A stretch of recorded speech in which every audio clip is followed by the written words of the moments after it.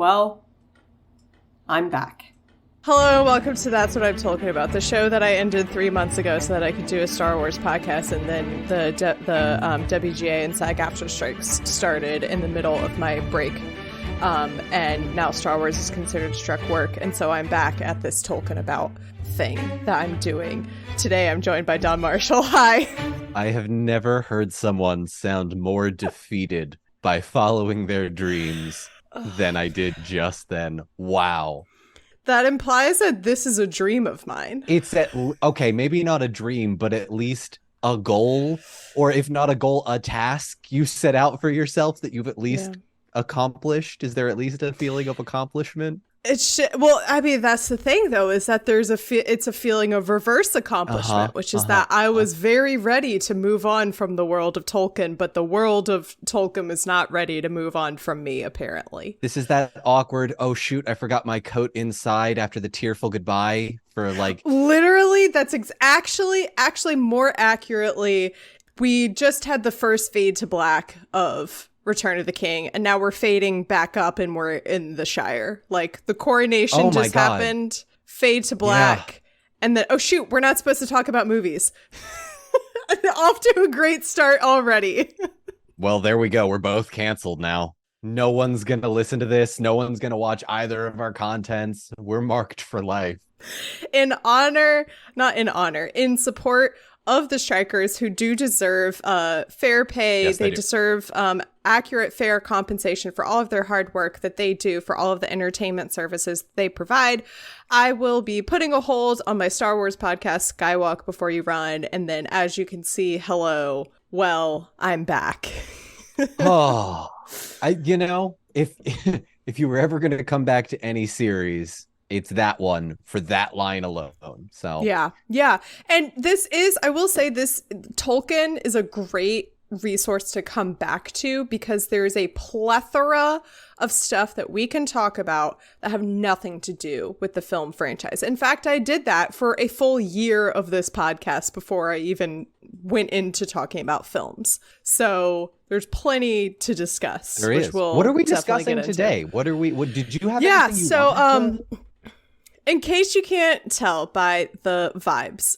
Oh, right. We didn't actually do like the explanation as to why we sound slightly insane. This kind of started when I was, I don't know, maybe I was done with the Silmarillion, or maybe I was almost done with it. And I was like, wouldn't it be funny if I came on and did episodes of Drunk Silmarillion? Because like the joke is that it would probably make just as much sense me explaining it drunk as it did when I explained it sober.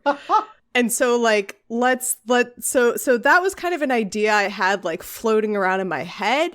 And then during this like nice little break that I had for myself in between podcasts, and thinking of like, well, what am I going to do if I can't do Star Wars, like all this stuff, I guess I'll go back to Tolkien, because I wanted to keep podcasting. I wanted to do more content creation. It was just a matter of what. It was in a hot tub on my friend's beach vacation, and we were all drinking, and I all of a sudden went, oh no, I know what I have to do.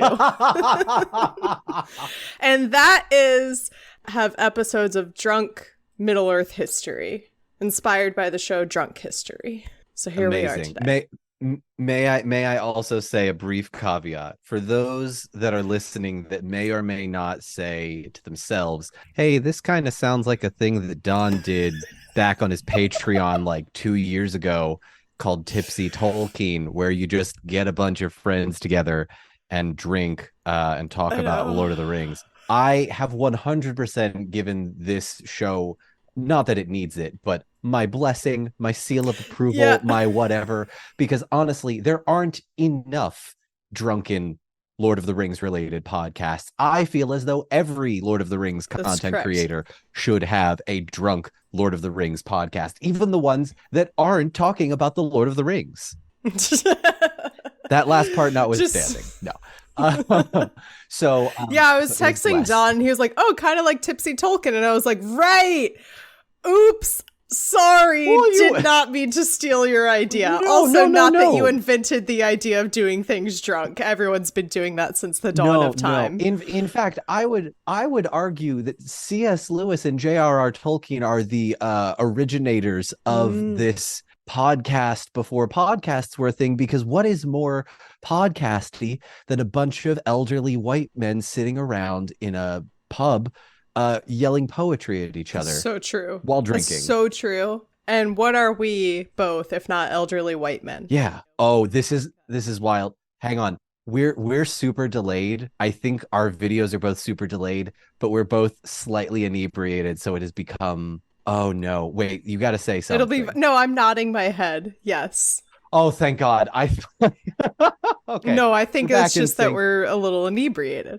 There is a slight delay because I now have a MacBook Pro that was made in this decade. Usually when I record, I plug my 20-foot Ethernet cord directly into my computer. This does not have that option. No, I have to get a bunch of fucking dongles. Yeah, welcome to being an Apple person. You just have dongles.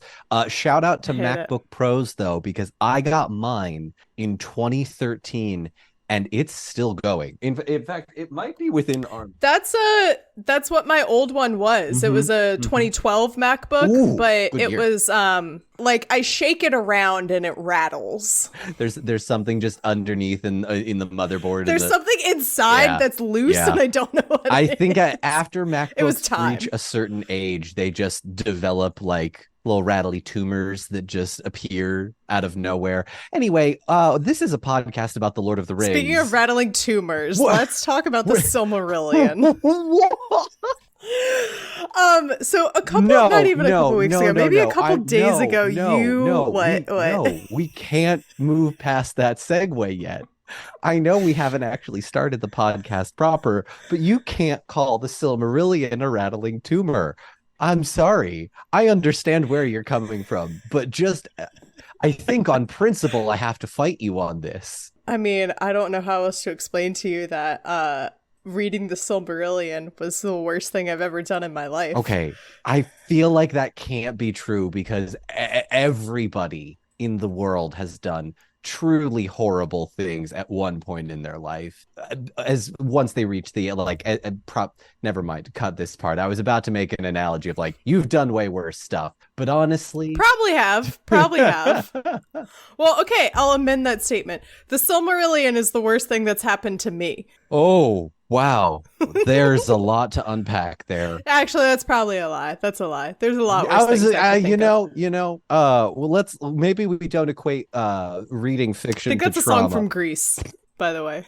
I think Rizzo sings it. There's a lot worse I could do, something like that. I haven't seen Grease. Where does one start with the Silmarillion? By the way, I think that's what we're going to be covering today, the Silmarillion. The entire Silmarillion. I can do the entirety of drunk Silmarillion to the end. Okay, well look, 2 minutes a chapter, 25 chapters each. Call it 3 minutes for the Akalabeth and like a minute and a half for the Lord of the Rings part 3 that recaps the trilogy. Could make it work. I'm not saying it'll be good, but we can just. I'm not saying this. Also, I guess like full disclaimer that this episode is not meant in any way to be a good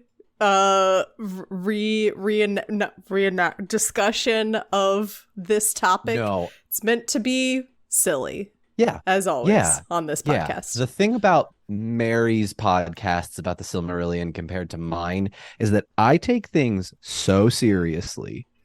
And Mary does not, and I hate it all. It's the perfect balance. This is beautiful. I'm gonna have the courage to say something to you that I've been meaning to tell you for a couple years, not a couple years, but I don't know, maybe a year and a half now. Okay, which is that I prefer to go by Mary Clay, not Mary. Oh shit. I'm so sorry. And like, we started our podcasting and internet relationship. I've been calling and you were Mary calling for me 2 years. Why didn't you? Well, no, you started out calling me Mary Clay and calling me MC. And then I don't know. And then I guess at some point you started calling me Mary and I never corrected you. And it got to a point where I was like, it's been too late for me to correct No, him. it's never too late. I'm so sorry. I didn't. No, it's cool, but it was like, oh no, how do I tell? No, so I think this now now is is the the time. perfect, appropriate time. I'm so sorry. No, it's chill. Okay. Well, okay. Hi, Mary Clay. I'm gonna call you MC or Mary Clay from now on. And that is not to drag you even no, further. please drag me. I am a straight But that white is man. how I open all of my podcast episodes, which is, hi, my name is Mary Clay. If that's too complicated for you, just call me MC. I'm gonna create a running tally this entire podcast of how many times I've been canceled on this podcast. We're up to 2 so far. I don't remember the first one, but I remember thinking, "Ooh, should I have said that? Maybe I'll get canceled." All right, we're up to 2. Okay, cool. Great. Cool. You're Drink fine. every time drink every time I cancel Don Marshall. Oh, well, I'll just finish this one. Actually, yeah, in recompense, shall I finish the rest of my first and move on? What is that? It looks like one of those little baby bottles of water that like you get at like a soccer game when you're 8 years old. That you pulled that reference from the depths of my childhood. It does look exactly like that, but no, it is a Cayman Jack's margarita. I'm on number 1, so give me 1 margarita. Also, in tribute to our man, Jimmy Buffett. Oh, rest in peace to a legend, a king. By the way, complete side note, I have a great TikTok to tell you about because there was a guy on TikTok and his username escapes me, but I'm going to check real quick because I feel bad if I forget. But fact check that. Don't want to get canceled a 5th time. Hey, we're still on 4. I haven't hit 4 yet. Don't you put that bad mojo on me. Don't you put that evil on me, Ricky. Okay, yes, I found it. So this person goes by, he was a punk, Golden Golden Gwendian. This is literally how I read the Silmarillion, is I pronounce every name a billion different ways. Well, no, that's my secret, Captain. So thank you to Golden Gwendian, who hypothesized that Jimmy Buffett may or may not have been the Tom Bombadil equivalent, given how...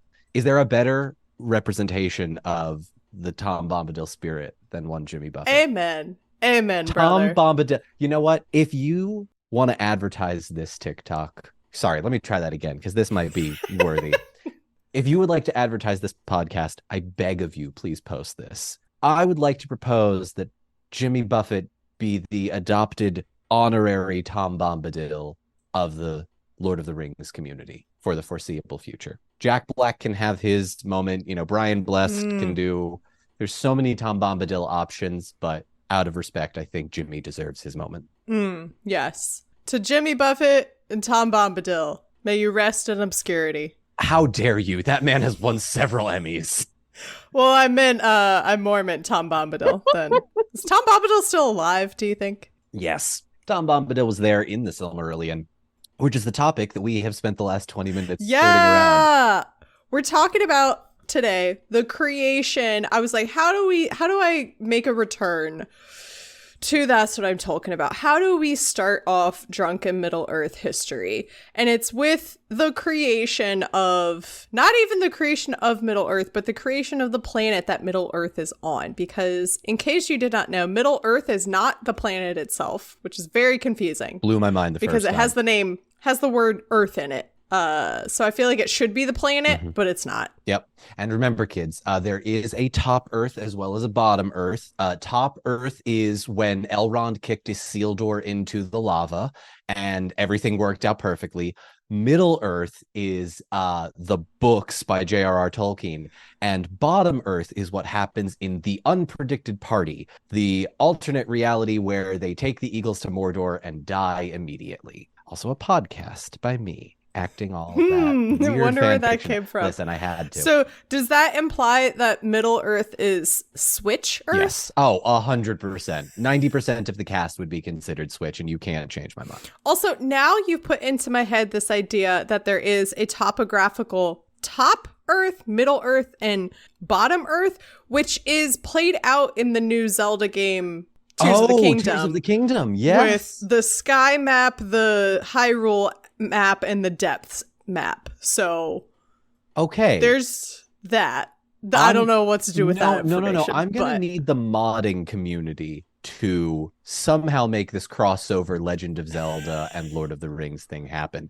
But it's funny you mention like top and bottom and middle and like locations, because there are technically like deep underground caves and like tunnels mentioned in the Silmarillion. This is like I definitely believe. I thought you were going to tell me like there's sky islands. Oh no, that would be really cool though. That would have messed with me. The thing that I think keeps Tolkien so timeless, especially in the Silmarillion, is for how fantastical it is. It's very grounded, right? So there aren't sky islands, right? Everybody obeys the laws of physics. Sure, there's a dragon or two, but like it's warped and corrupted by a little bit of magic. What do you mean the laws of physics? The earth, the land starts out flat and then it curves. Well, it didn't always obey the laws of physics. It was just kind of, goofing off the first half of things. And then the laws of physics did not exist. Well, that's in the beginning. Absolutely true. In the beginning, the laws of physics did not exist. That is true in our universe. That is true in Tolkien's universe, because I believe the laws of physics say that in Tolkien's universe, music creates angelic deity, godlike beings, which is how the Silmarillion starts. Yes, it starts off with this silly chapter called the Aina Lundale. I'm so Great. sorry. I'm so sorry. Here's a fun contest for us. Spell Aina Lundale. Spell it right now. Oh God, no! You can't just put me on the spot like that. That's rude. Okay, fine. A-I-N-I. Hang on. Give me a shot.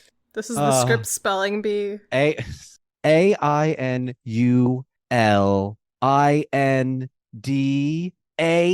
There's a tilde in there? Was it on the A or is it on the E? D-A, no tilde, L-E. Tilde. You are correct. Ah! You have won the National Script Spelling Bee. Or I guess we should say the Middle Earth Spelling Bee. You know what? A Tolkien Spelling Bee would be really fun. Oh my God, you've given me so many. Hang on. That would be so. Get your journal out. No as long joke. as I'm invited. As long as I'm invited. Of course you're invited. You came up with it. No, this is my Rings of Power journal that Amazon gave me. I don't know about you, but on TikTok, it shows you the like on this day, whatever years ago you made, and I'm getting now all of these like on this day you posted this, Rings of Power video, and I like, say what you will about Rings of Power, but like it was a fun time just to be in the fandom. Like we're all together every week talking about all this stuff, either whether it was ridiculous or whether it was, good is up to your interpretation. But what a time. What a time. It was fun. It was so fun. I was doing 3 different podcasts and a live stream. That's pretty insane. I did too much. Oh, hang on. We're talking about Amazon, which is a Struck company. So I've been canceled again. No, we can talk about the act of gathering around a piece of media. We just won't talk specifically about that. All right. So we need a code name for not the circle, the circular squares Julie. of weakness. There it is. Wow. We are fully on an episode of my brother and me just bouncing from one random thought to another. I think we've spent a grand total of 2 minutes talking about the Silmarillion. It doesn't matter. As we should. It doesn't matter. The point being is that it was very fun to be a part of this fandom at this precise time a year ago, Yeah. God. And it's so wild how like 8 hours of time. It's put this in perspective with me because I was marveling at this at the end of season 1 last year. Sorry, they're also considered struck work. Marveling. I'll leave now. It's fine. God, this is your podcast. If you leave, I leave. It's just done. No, you can't. No, if there is anything that the first episode of Tipsy Tolkien taught me is that you cannot leave me alone on my own, drunkenly talking about Tolkien. Anyway, sorry. We were talking about. I usually do try and let things go wherever they go, but I feel like we should actually talk about the topic. We should spend the last half of this hour-long podcast. At least spend 30 minutes somewhere. So, All right. okay, so do you have you watched New Girl at all? I promise this relates. This is not another tangent. Listen. There, can I? Oh shit, we're not supposed to talk about struck work. No, God. no. Okay, can I? Okay, talk well, about I don't care. I'm gonna make references anyway. It's not promoting the work. No, it's a no, reference. no. It's so there's this show called Old Man, and we're referencing this show called Old. Okay, well, there's Man. an episode where it's Jess's birthday and they surprise her like at the movie theater with a movie and like a video that they've made for her. Oh. And it opens with Winston going, "In the beginning there was nothing, and then there was light and God and birds and stuff." And that's what is in my head whenever I think of like the beginning of like the creation of Arda. Of just there's nothing, and then there was stuff, and then it was birds and stuff. Mary Clay, I have to tell you, no, I want nothing more in life right now than for the actor that plays Winston to read and act out the Silmarillion, as some kind of stage play in the same vein of in the beginning. It would be very fun. Yeah. But yes, that is exactly how the Silmarillion starts, and then there's some lesser god deity things, and then all of your favorite characters die. The end. So I'm so glad that we came here to talk about this topic.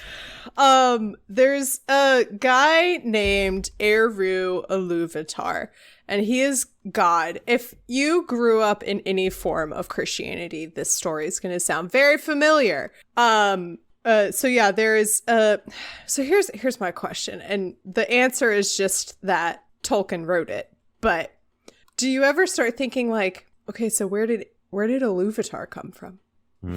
How did he get there? You know what? He doing? You know what? I can answer this one. You know where he came from? From Jimmy Buffett. So Eru Iluvatar is God, and yes. In the beginning there is nothing, and then one day in the Bible, God creates Earth over the span of 7 days, and that's supposedly why we have 7 days of the week. And that's why Sunday is supposed to be the day of rest, because on the seventh day God rested. Anyway, instead of all that crap, Iluvatar. Sorry, Mom. Sounds like somebody left listening. the church a few years ago. Don't tell her. She doesn't know. I still believe, I mean, if we want to get into it, I still believe vaguely, but not like specifically. You know what does that make sense? If I may, an amazing John Green reference from his book The Fault in Our Stars, something with a capital S. Yeah, I love that. I love that. Yeah, that is one of my favorite ways to describe a religious system that is not even non-denominational, but it doesn't fit into any of the square hole or the circle hole of Buddhism or Catholicism, like whatever. But yeah, that's yeah. So yeah, Iluvatar is this universe's god, like with a capital G, and he he decides to play some songs. He gets anyway. band. Here's Wonderwall. He gets. It's just it's the scene. Oh man, doing too many movie references, but it's just playing. Is your I target wanna demographic push you like around. meme culture? I will. Huh? Say that again. I was singing "Push" and I talked over you. This is going to be a thrill to edit. I'm so sorry. No, editing it'll sound perfect. Just right now is when it's difficult. All right. So yes, there was God. He played some songs, including Wonderwall. He made his kids children of his thought, which is, very like he just like thunk them into existence. I don't know if thunk is a word right now, but I'm gonna say yes. Thunk and if is it's a not word. a word. All right, well, let's get it translated into It's a word Elvish. because I said it. All right, well, I'll get Chris, Wizardway Chris, our resident elf boy and No, Elvish translator. Please don't ask Chris if thunk is a word.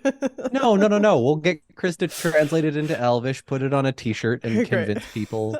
And it just says, to buy it. thunk things into existence, but in Elvish. That's how he... Oh, yo, You've successfully... Oh, Side note, I was at a music festival in Richmond, Virginia, like 3 weeks ago, and I saw someone wearing one of y'all's shirts. really? Yeah, I was like, hey, Oh. cool shirt. And then like we kept walking, and I probably could have been like, I know the person who made that, but whatever. That is one of my favorite things to have people tell me, is seeing people wear Chris and I's merch. So thank you for that. I will Love say it, though, yeah. I am overjoyed that our merch, Chris and I's merch, has taken the route of the Critical Role merchandise. For those of you that don't know, Critical Role is a very popular TTRPG, and while its fan base is very, very large, everybody who is a Critical Role fan will typically only look at someone else wearing a Critical Role shirt and say, nice shirt. And the other person says, thanks. And that's how you know you've met a Critical Role fan. Other than that, there is nothing. Don't ignore the cosplayers. They're not involved in this conversation. But yes, I am so glad that is a thing. By the way, shout out to Brandon, the first person I ever saw in person wearing my merch. And it was the most excited I ever got, because I was walking one way and he was walking the other. And I went, oh my God, I've waited for this moment for 3 years. I look around and say, hey man, love your shirt. And he goes, thanks. And then there's this moment where he's like, oh God, does he not know who I am?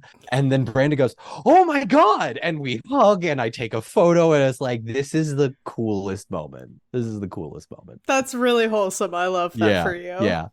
Sorry. I'm still waiting for people like I get notifications that people buy my merch. By the way, it's still available at it's at something at tolkienabout/.com. tpublic/user/Tolkien pod. So I have the advantage that's what I'm talking about. It's just a fun, nerdy pun. Oh, it's brilliant. So people can buy it and wear it, and it doesn't have to be like, oh, this is specific to like a really niche podcast or whatever, you know? Fun story, which is that, I don't know, like 2 years ago now, I created Christmas merch, which was Merry Christmas and a Pippin New Year. Oh, I remember this. And it got taken down, and it got copyrighted striked. And like my graphic designer or like the redid the design, and it got taken down again. So brutal. Yeah. So there's like a very like niche group of people out there who have a Merry Christmas and a Pippin New Year t-shirt. I will pay top dollar for one of those. If you are listening to this and you own one, send me an email. Send it to Don. No, don't send it. I'll buy it from you. Come on now. I'm not a capitalist. The price is $100. No, it is not. The price. Oh, you're setting the price for that person? No. Hey, no, listen. Run me up. I'm not setting Run me up. price. I'm a straight white man. I deserve to be taken advantage of. Take advantage of straight white men. Is all I'm saying. So you know who else gets taken advantage of? Actually, I don't think yeah. So he creates this it's called the music. I hate this word. I'm sorry. We're fully 40 it doesn't matter. minutes. It doesn't matter. None of this matters. The music of the Ainur. It's a dumb word. Yeah. It sounds awful, and it feels awful to say. Mm-hmm. Ainur. Yeah. That Terrible. Tolkien spelling bee is gonna come. That's an easy word. That's only 5 letters. That could be a Wordle. Oh my God. Did they do a Tolkien Wordle? I'm sure that I'm pretty sure there is a Lord of the Rings Wordle out there. Okay, cool. Good. Oh, it's called Lordle. Lordle of the Rings. That's it. Let's do Lordle of the Rings. Okay. So today we're going to start with Frodo. Can you at least share your screen? Can you share your screen? Oh, yeah. This is going so well. Let's see. Yay! Can you see? Hey, yes, I can. Okay, so I will narrate this. You will do this. Okay. For those listening, I need another word. What's another 5-letter word? So Frodo did not work. So none of the letters were where they needed to be. None of them. Rings. Also, we've got an S. We got an S. We have an S. So there is an S at the end. So we are looking for a 5-letter word with an S at the end.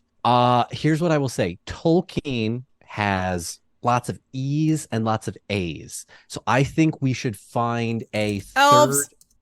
Okay, it's not elves. We got an L. L. We got an L, but it's not in the correct place. The S is at the end. Okay. Lemb. Nope. I know. I was thinking like that. Okay. How about? I'm trying to get rid of letters rather than actually solve it yet. No. I know what you mean.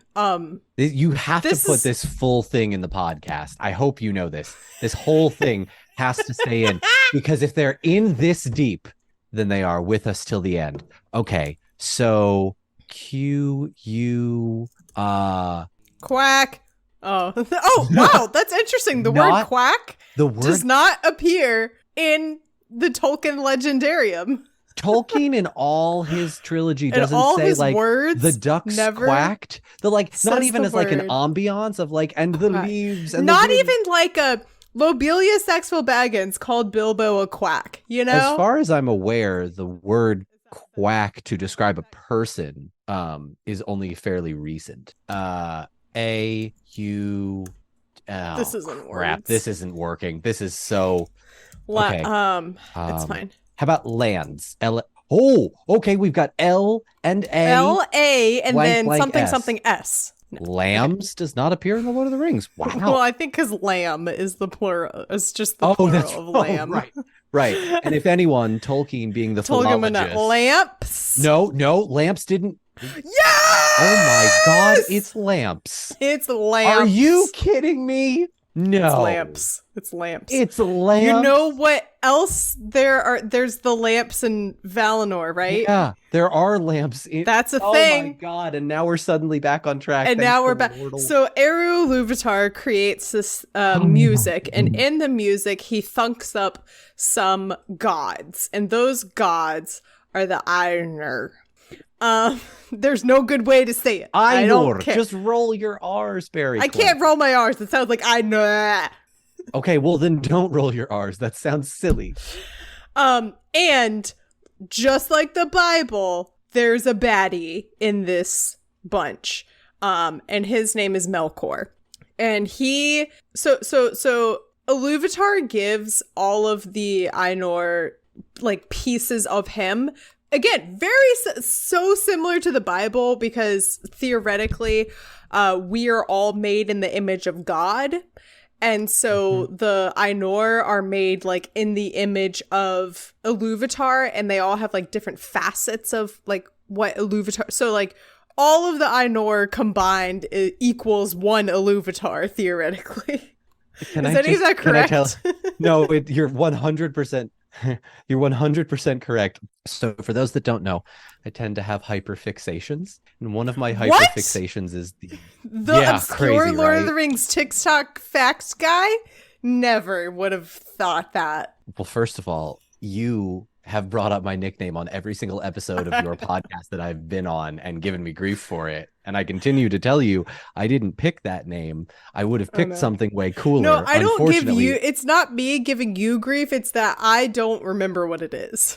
There's it's TikTok. A dig on you got me. It all right except for the TikTok. Well, okay. Well, thank you. So long story short, I just realized that the Lord of the Rings is a lot like Warhammer. If you've never played Warhammer, it's for kids who took army men too seriously growing up. So you buy these little minifigures, you paint them, and then a bunch of people were like, hey, you know what these nerds that buy their $150 plastic minifigurines to paint themselves and glue together? They love books about really obscure stuff, and that's what Warhammer is to me. I've spent the last year hyperfixating over it, and the guy that creates like the universe of Warhammer 40K is called the Emperor of Mankind, and he basically leads the entirety of Revelations. It's like Book of Revelation style, like I'm gonna rule the world, and he does. And he creates 20 sons, and they each have an individual part of him. So the exact same thing. Basically, I'm saying Warhammer stole it from Tolkien. I mean, so much of fantasy in general as it exists today pulls from Tolkien. Like he established such a foundation for this genre that you can't escape. Yeah. He's inescapable. I haven't been able to get rid of him for 20 years. The only thing I know about Warhammer is that Henry Cavill is obsessed with it. So, moving on to, there's all these peoples who are the Ainur, who are created in Iluvatar's image, essentially, and they have these bits and pieces of him, like you said, with Warhammer. You can cut all of that. That was terrible. What? The Warhammer stuff? Or what I just said? Warhammer. No. People like Warhammer. You... See, here's the thing is that I don't understand a lot of other references because that's kind of my shtick is that I haven't experienced things. But the majority of my audience probably understands other references to other nerd-related things, including Warhammer. Cool. So it's all good. All right. So the kids, they're made of his thought. They create the world. Melkor, Satan, bad guy, tries to take over the world. Well, he's it's Lucifer. Lucifer is the fallen angel. That's what I was trying to think of. Yes. Yeah, Lucifer. Oh, yeah. From God, why don't you tell the kids about what happens next while I go to the bathroom because I'm about to pee my pants. Okay. Well, do you remember how I said you shouldn't leave me? You're taking your headphones off. You're walking away. Right. So, remember like almost an hour ago when I said I shouldn't be left alone drunk to explain Lord of the Rings? I would just like to point out, and I hope this makes it to the full podcast, that is exactly what's happened. She's left me alone to ramble drunkenly about Lord of the Rings. So I'll tell you exactly what happens. There's this guy named Eru Iluvatar. We've covered that part. He makes children of his thought. They're called the Ainur. Just roll your R's, Mary. But there's one bad Ainur, and his name is Melkor. And so he creates them as children of his thought. And there's great themes of music, and the world is created in the universe and all of the stars. And if you've ever seen, like any of those space movies or space operas, or if you ever went to like a planetarium, all of that, plus a little bit of rock and roll, rest in peace, Jimmy Buffett. That's how the universe was created in the Lord of the Rings. And then the one member of the band decided to pull a Justin Timberlake and go solo, and that's Melkor, the Satan Lucifer person. So all of the plans are disrupted, and then there's a bunch of different concerts when they play the music, and Melkor keeps interrupting them. And when he keeps interrupting them, Eru, the god, is like, it's fine. This was actually all part of the plan. And then after the third one, Melkor messes up so bad that he's like, all right, cool, we're done. Eru, I'm in charge now. You're going to listen to me, son. And so he was like, you're gone. You're done. You're sitting in timeout. And he's like, but dad. And he's like, I don't care. You've been bad. Fool me once. Shame on you. Fool me twice. Shame on me. Fool me 3 times. Well, you're going in timeout. And the timeout is a place known as the Void. Melkor goes there a few times. So the rest of the Ainur create the physical world into being. And it's Middle Earth. It's the planet that they're on, which may or may not be called Middle Earth. Gonna be honest, don't remember that part. So the Valar go down, and you're fully back. Hey, sorry, I've just been staring at the fidgets I've been playing with. Excellent, great job, absolutely. How long have you been there? Also refer to Iluvatar as Daddy. You left me alone, drunk, to ramble about the Lord of the Rings. That was my intention. You probably covered way more ground than I ever would have. I literally only got to the creation of Middle Earth, and then the Valar. No, you got through the whole Melkor and music part, and then now they're on Earth. Yeah. Is that it? Is that all we were supposed to talk about? And the end. Thank you for coming, and that's what I'm talking about. Well, I was gonna continue on a little bit and talk about some of the Valar. So they let's talk about the Valar, because some of them are really. Did you talk about how Iluvatar shows them like his vision of No. Okay, so if we're gonna equate this to something, it's the equivalent of a bunch of people going to like an EDM concert and accepting drugs from someone they don't know, saying, trust me, bro. And that's Iluvatar's vision. And so super accurate. Yeah, super accurate. Yeah. And in this vision, he shows them the children of Iluvatar. Mm-hmm. God's favorite child. The elves. The elves, not the lamps. Not anything on Lordle. of the Rings. The elves. elves. They are the firstborn children of Iluvatar. Nepotism babies at its finest. No, I'm sorry. We can't get rid of the. I'm sorry. I can't let go of the What? nepotism. I can't let go of the nepotism. It's too much. It's too much. Nepotism exists always. I know. And I know. Anyway, sorry. Carry on. We were describing something. So, so again, he's showing them what's to come. So none of this is like actually happening now. But part of this vision includes literal God's favorite children, the elves. And then eventually later on, men are going to join this vision. Humans. No, it's just men. No, it's actually an extremely sexist society. It's not Adam and Steve. Everyone's actually super gay. Don't ask me how. That is just objective. Don't ask me how they reproduce. Don't.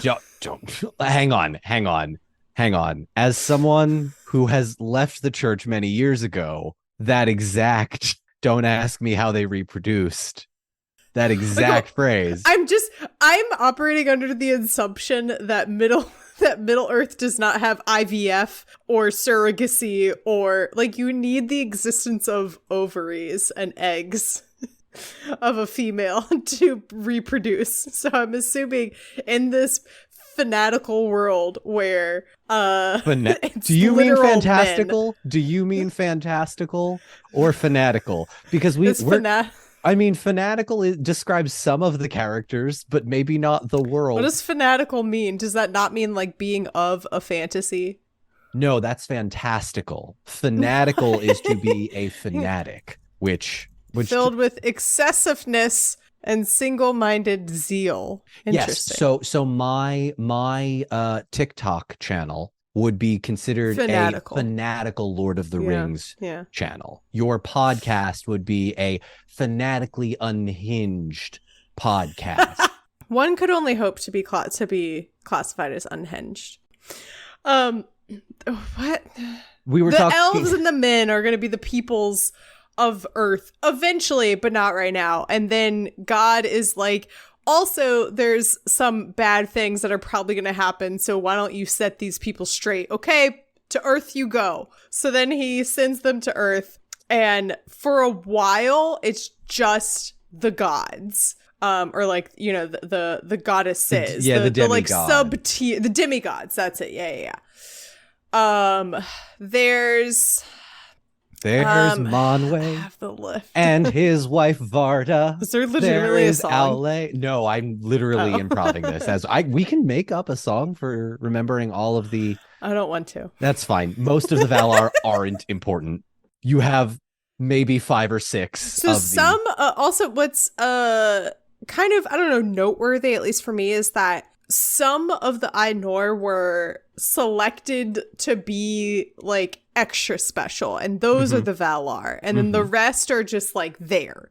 So when people talk about the Valar, it's not all of the Ainur. It's not all of the like godlike spirits. Like there's even more beyond the ones that people talk about with the Valar. This isn't even their final form, which it's not. They're shapeshifters. Yes, they are shapeshifters. In a weird way that when you read this part in the Silmarillion, it's either like, did Tolkien just say trans rights? Or yes. 100% trans rights. Or is he extremely like, or is he like, oh no, gender is a binary? No. I want to add the caveat here because I do want to be clear that like I'm not coming out here saying that like Tolkien is some amazing LGBT plus ally, because he existed in a world that would have been very hard for him to have been like an ally in today's standards. And I'm not saying it like, oh, he was ahead of a time and he was doing all this stuff, but he might have been writing about these ideas that were expanded upon later 100%, as we like 100%. discuss them today. Yeah. I'm gonna drink to you. You are officially canceled by all of the angry YouTubers that are TERFs. I have a great quote that leads me to believe that if the professor were with us today, he likely would have been cool with it.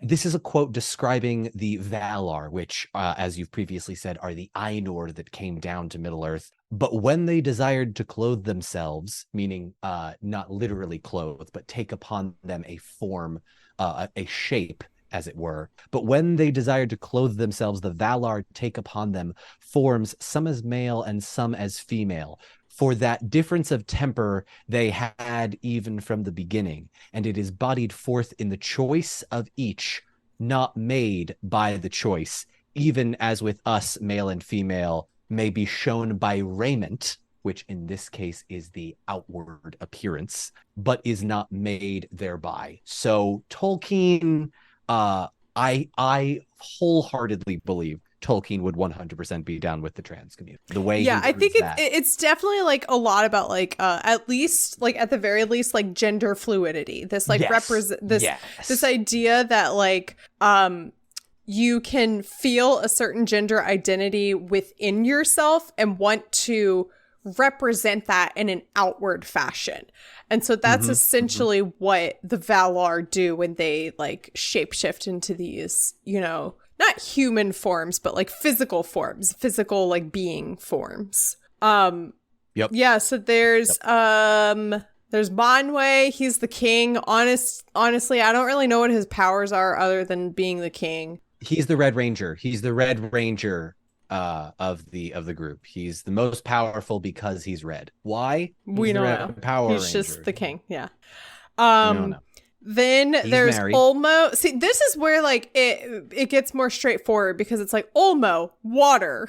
It gets into like Avatar: Last Airbender territory of like water, fire, earth, fire, air. Like it's very like straightforward, you know. Ulmo is long of ago, the sea. The 14. Oh wait, now the 14 nations. That would be a lot of nations.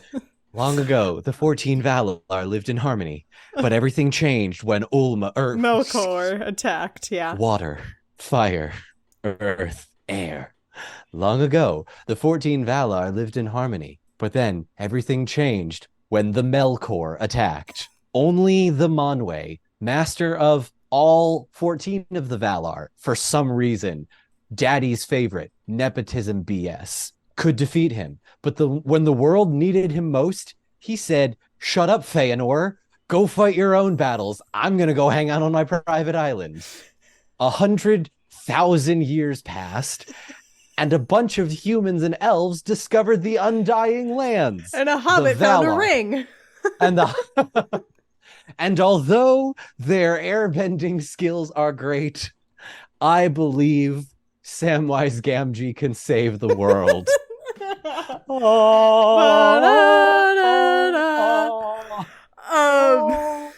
I love this trope of like, but when the world needed him most, he vanished, because that's how I felt about the Valar through a lot of reading the Silmarillion and being like, where the hell are they? Where are they? Why are they not interfering with all this war that the elves are waging with Melkor? And they're just over on their private island. Yeah. Being like, oh, that's so unfortunate. The Valar, you can think about the Valar a lot like tough love parents. Sort of the F around. Tough love or toxic? Toxic? Well, considering that this was written by a guy in the 1950s, and potentially a lot earlier, Trenches of World War II level stuff, I would say that the concept of toxicity and tough love parenting were the same thing. The same thing, yeah.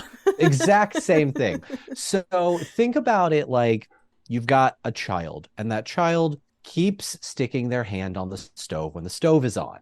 You can pull that child's hand away, but if they're not going to listen, sometimes a little bit of pain, and in this case, it's several thousand years of torment for an entire species of people, then you've got some tough parents. Yeah, so there's Ulmo, king of the ocean. Aule it says Aule the smith, so he's like the crafter.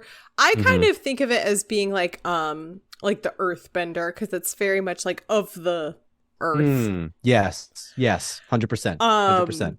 Then we have Orome, who is like the hunter.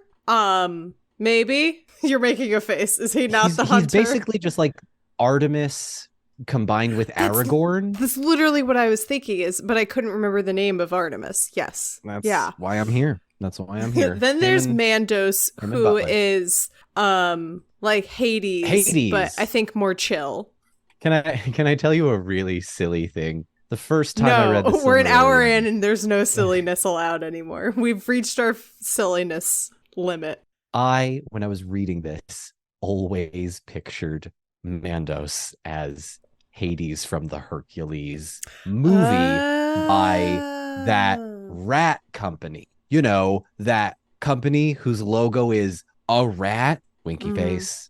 Winky face. Do you understand what I'm saying? Which, by the way, I've just read something. Granted, this is literally just going off of like an article headline. It literally just said that the rat face company is like projected to lose like $500 million because of the strikes, and literally all the strikers were asking for equated to, it was something like 45 million essentially. And it's like, wow, you would rather lose $500 million than just pay up this amount of money. You know how you know that all of these studios are the bad guys? Because they are the physical manifestation of the line from Christopher Nolan's The Dark Knight. It's not about the money. It's about sending a message. That is literally what all of these studios are doing. It's not about paying the writers. It's about sending the message of, you're going to starve for a few months and we're going to wait you out. Now, look, I have no doubt that they will eventually come to an agreement. God, I hope so. So we were talking about Hades. Anyway, yeah, sorry, we got super sidetracked. I imagine him. Have you played the game Hades at all?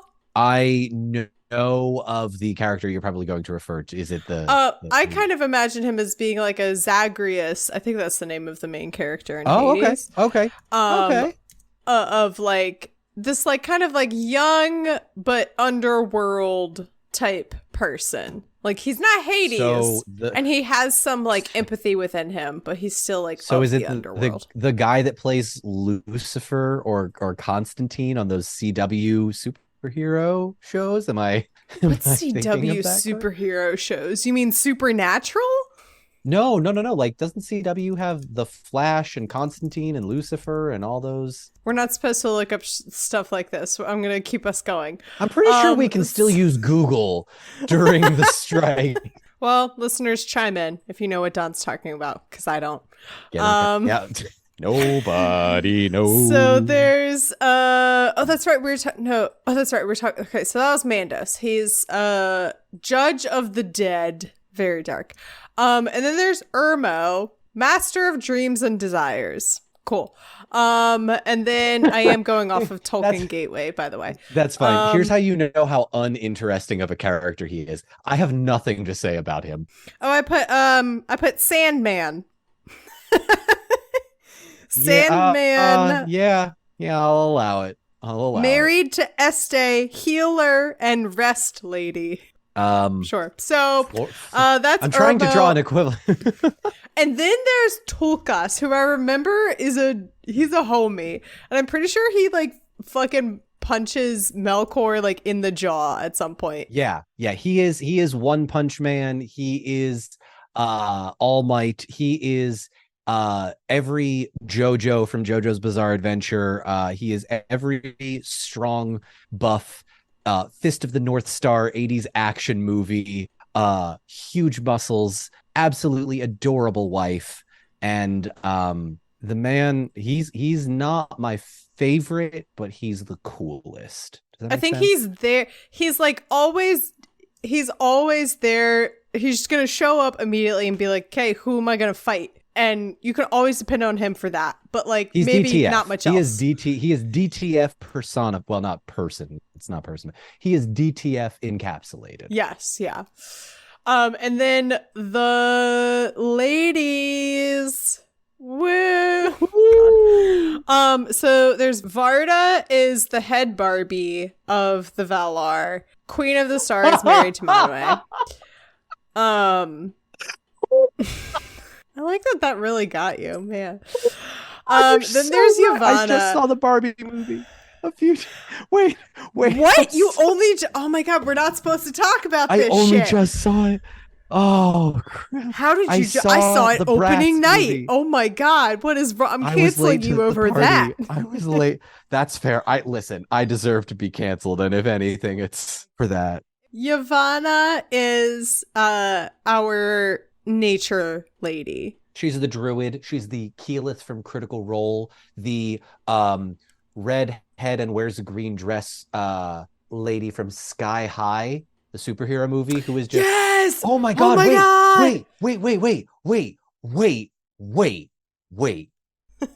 This is going to be really niche, and I apologize for taking a detour yet again, but the movie Sky High has a almost direct equivalent to Critical Role, because there is a woman in a green dress that controls plants, and that's just Keyleth. There's a very angry, moody boy who is kind of in love with her. That's War and Peace. War and Peace. Yeah. Can we talk about what a great name War and Peace is? Anyway, so Yavanna is that lady. She and Owlay, by the way, have some interesting interactions in the future that create accidentally another entire race of people in Middle Earth. Oopsies. Nienna.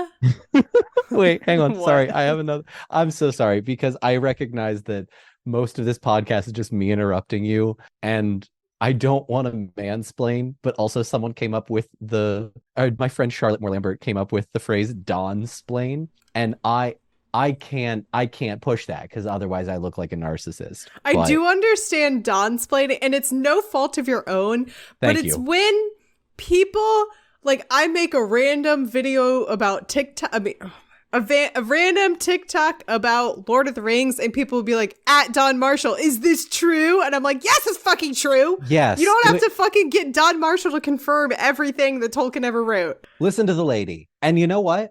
Send this part of the video to me, because I'll post it on TikTok. Hey, stop tagging me in videos about obscure Lord of the Rings facts when they're created by women to fact check them. Do the fact check yourself.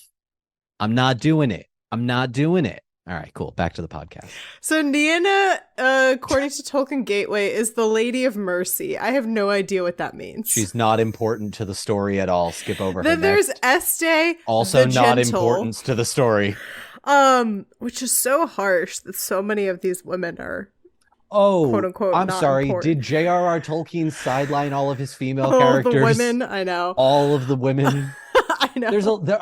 I should say there's a lot of cool women in the Silmarillion. Yes. There's a lot of cool women.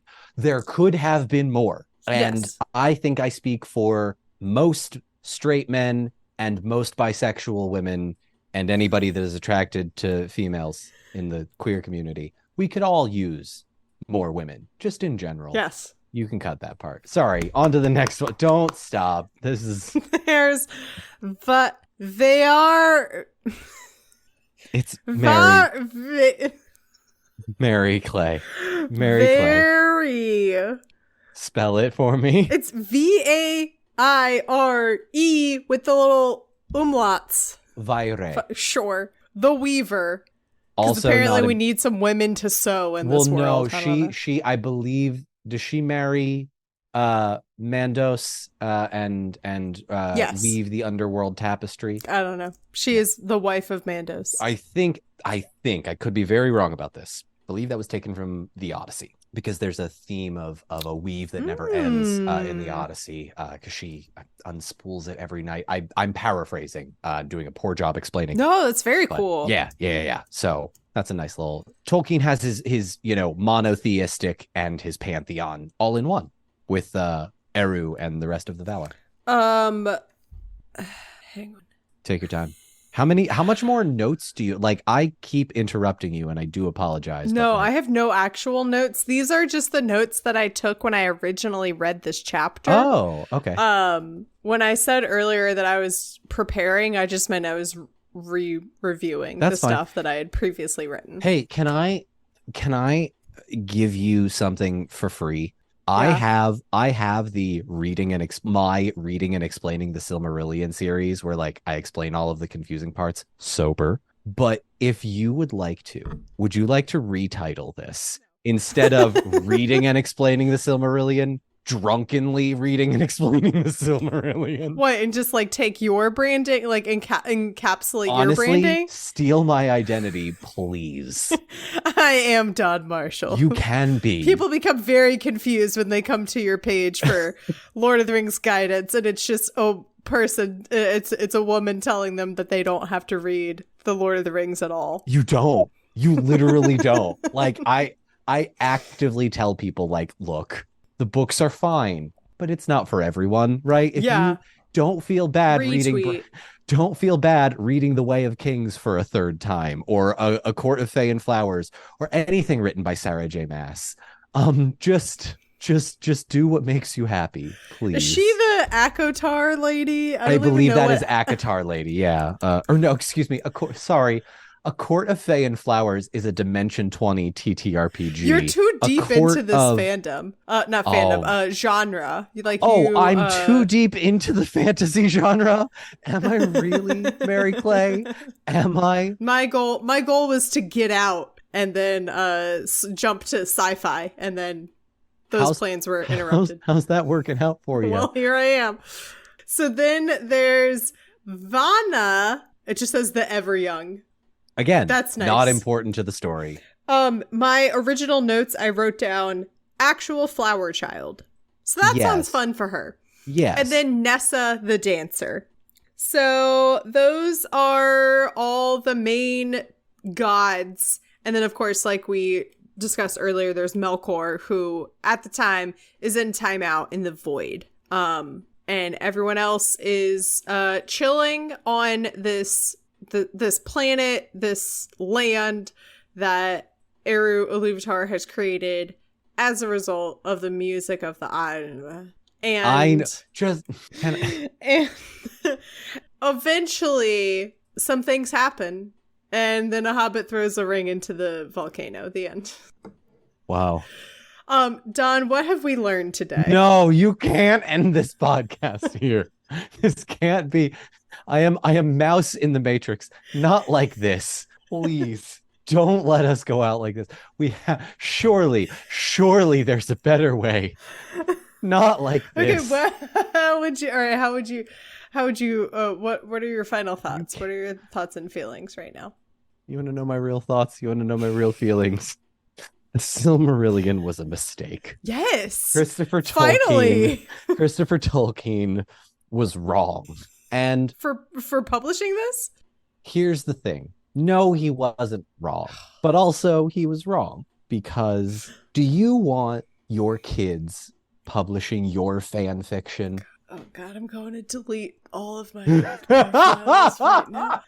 Because think about it. Hey, Mom, let's create a daughter for you in this hypothetical scenario. Hey, Mom, I found this story that you wrote. It's got, Percy Jackson in it, and also Geralt of Rivia is there. What are they doing? Can you imagine J.R.R. Tolkien being like, you did what now? See, here's the thing. I wouldn't classify this as fan fiction, because these are like as I understand it, this is kind of like how everything began. Is Tolkien you can't create fan fiction before you create the fiction, and like the Silmarillion is what are like these stories and these like ideas are what Tolkien originally started creating, not understanding what he was creating.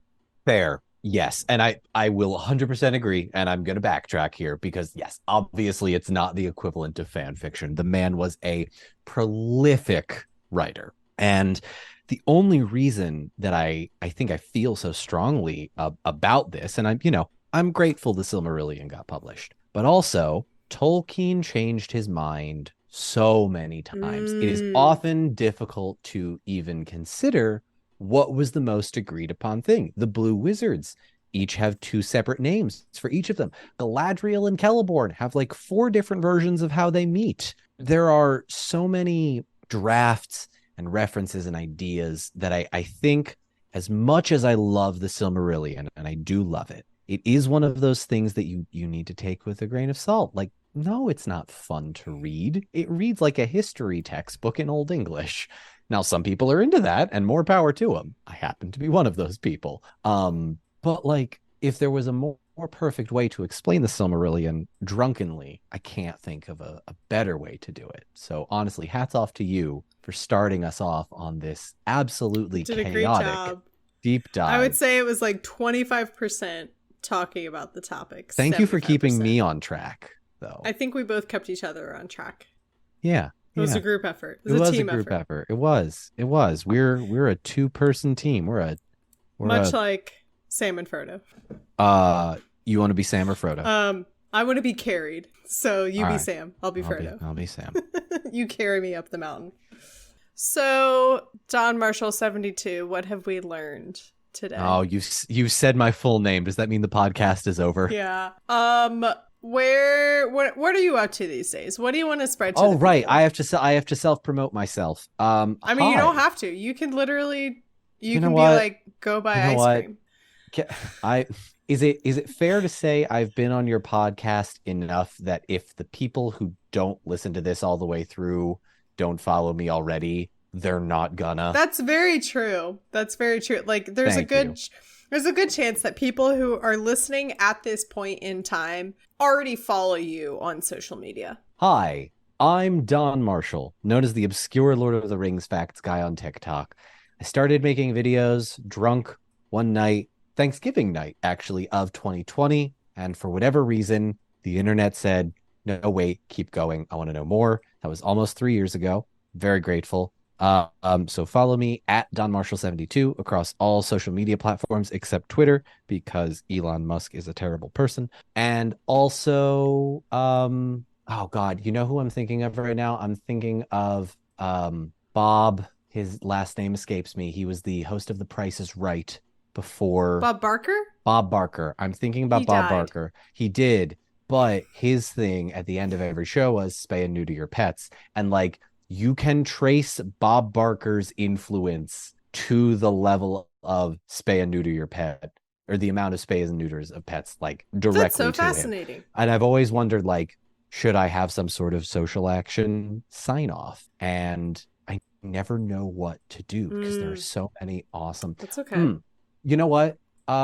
Register to vote. And that's a good one. Man, I hate to tell the listeners this, but I just realized that my microphone had turned about 45 degrees one way, so there's a good chance that a lot of this sound was terrible. You sound so much better. I'm sorry. Oh no. You sounded fine before. It was fine. No one's gonna know. I recorded my first 13 episodes of this podcast with it wasn't this microphone, but a different microphone backwards. So wow, not the worst thing I've done. Was it a snowball? No, it was something that was $20 on Amazon. Respect. And it was pink. It was pink because it was cheaper than the black ones. And I was like, that's funny that they think women aren't they're trying to capitalize on women buying this product. Yeah. And I'm like, you know what? I'm fully buying into it because I will buy it because it's cheaper. Yeah. Oh, you know what? No, not even register to vote. I've found my call out. I have found the thing I will say at the end of every podcast, yours, mine, or others, and that is, capitalism is the reason you're sad. Stop capitalism. Bye. Oh, shoot. No, because now I have to do it every time, and I have to do the silly Stop wave. capitalism. Bye. Bye. I'm sure that is going to be as constructive to society as Bob Barker's message of spaying and neutering your animals. Thank you, Don, for coming on. You can follow the podcast on social media at Talking About Pod, including on Threads. Woo! Hey, the gayer version of Twitter. Twitter's gay cousin. The vibes are way more calm. They are. Oh, there's absolutely no one there. It's empty. It is empty. It's like walking. It's like the Fellowship walking into Moria. It's empty. But wow, what a great promo. Hey, follow me on Threads. Find me in the mines of Moria. It's cool down here. The Balrog's dead already. Yeah, it's just no one else is there. People occasionally pop up and tweet stuff. Not tweet. Yeah. Thread stuff. I don't know. I'm still new on the lingo. What up? It's Sober Mary Clay from the future, and I have some announcements because when I recorded this, I didn't know what I was going to be announcing. So here we go. The first is that I've made some updates to the Patreon. You can become a patron at patreon.com/talkingaboutpod. Go there to explore the different levels of support and perks that are available. But the main one I want to highlight is that you can join the Deus Ex Media Discord server for $1 a month. Woo! That's right. $1 a month, which is less than any item in the dollar store. The reason I am now adding the Deus Ex Media server is because I'm just a lot more active there nowadays, and that's kind of where I'm going to be in the future once Skywalk Before You Run can get started. More on that in just a second. But yeah, it's a really fun, cool place to be.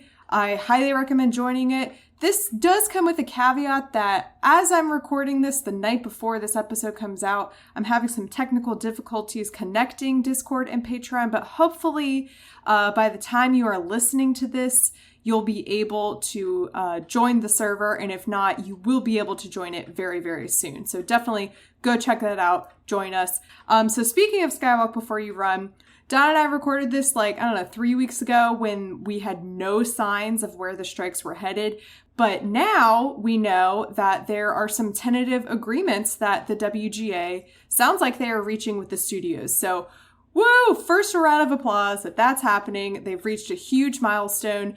As I understand it, nothing is official yet. They still have lots of, I think, maybe continued negotiations and, dotting I's and crossing T's before the WGA, that's the Writers Guild of America, reaches an official agreement. So yes, the good news is that the WGA strike, it sounds like, will be coming to a successful conclusion in a few weeks. The bad news is that the SAG-AFTRA strike is still going on.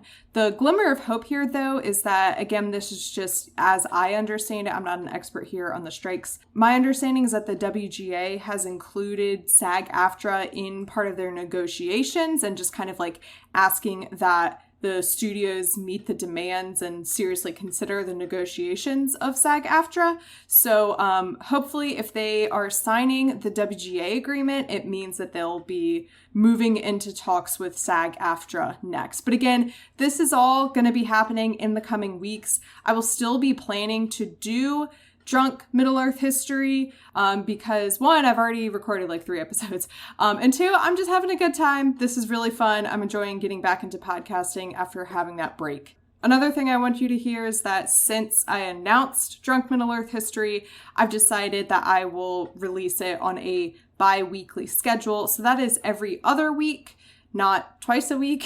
It's just a lot more sustainable for me to release it this way. It's a much easier schedule for me to keep up with recordings, editing. I've been doing a lot of really fun edits on TikTok with this episode, so please go check that out. And then also just health-wise, because I am getting drunk. I also wanted to be able to offer you guys something in between episodes. So theoretically, if I can get all the technology in order and I can figure out what the heck I'm doing, because I've never done this before, I will be streaming on Twitch every other week playing Lord of the Rings Online, which, as I understand it, is a MMO game. Was that too many M's? Of Lord of the Rings, where you create your character and run around and do stuff. I have zero idea what I'm doing here. So it could be that I only do it for 1 week and I'm like, this was terrible. But I want to try it. I've always wanted to play games and stream on Twitch. I wanted to figure out how to do that when I was doing the Lego games and Shadow of Mordor. But my old consoles combined with my then very crappy MacBook just was probably not going to happen with my level of expertise, which is non-existent. But Lord of the Rings Online, I think, is something that will be more achievable for me to stream. So that'll be at MC What's Up. All of it will be linked in the episode description. Again, hopefully, theoretically, every other Tuesday on non-episode weeks. Probably 8 p.m. Eastern Standard Time. And, hey, thanks for rolling with the punches. We're all here to have a fun time. We're just here in a silly, goofy mood. And I'm glad you're here for the ride. What else? God, no. Okay, sorry. We have to go. We've been here for almost... My call to action sign off is going to be, go water your plants. They're dying.